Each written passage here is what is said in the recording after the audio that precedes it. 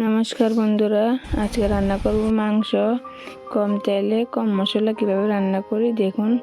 এদিকে মাংস ধুয়ে পরিষ্কার করে নিয়েছি, এদিকে আলু কেটে নিয়েছি, এদিকে পেঁয়াজ কুচি করে নিয়েছি, আদা কুচি, রসুন কুচি আর পাপ্পা কেটে নিয়েছি। এদিকে মশলা দিয়ে দিচ্ছি, জিরা ধনিয়া, হলুদ গুঁড়া, মরিচের গুঁড়া, দিয়ে দেবো লবণ, এখন দিয়ে দেবো পাপ্পা, দিয়ে দেবো আদা, আলুর দিয়ে দেবো পেঁয়াজটি আস্তে আস্তে পেস্ট করে কেটে নিয়েছি, মেখে নেবো ভালো করে।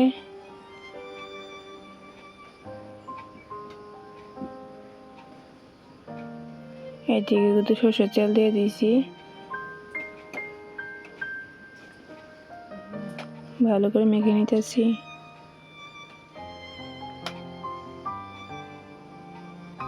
এদিকে মাখা হয়ে গেছে গা, এদিকে কুকার বসাই দিছি, কুকারে মাংস রান্না করব।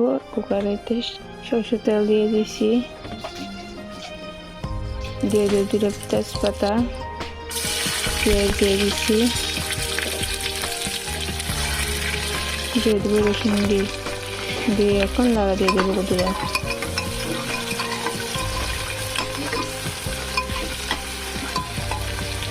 এদিকে পেঁয়াজ রসুন ভাজা হয়ে গেছে গা, এদিকে মেখে রেখেছিলাম মাংসটি দিয়ে দিতে আসি।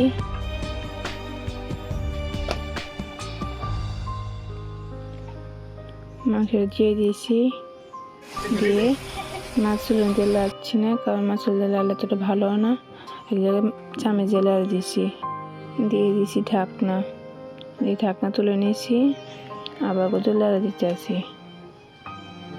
এদিকে মাংস কষা হয়ে গেছে গা, দিয়ে দিতেছি জল,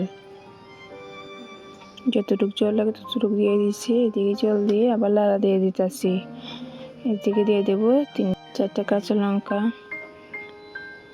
দিয়ে লাড়া দিয়ে ঢাকনা দিয়ে দেবো।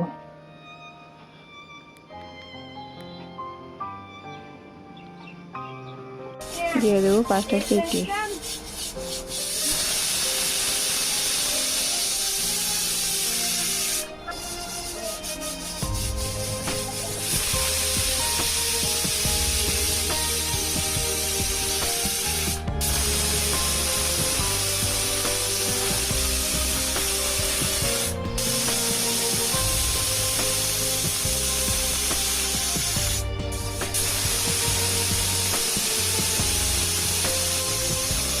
এদিকে মাংস হয়ে গেছে গা, কুকার মুখটা খুলে নিয়েছি, দিয়ে দেবো রাঁধুনি গরম মশলা,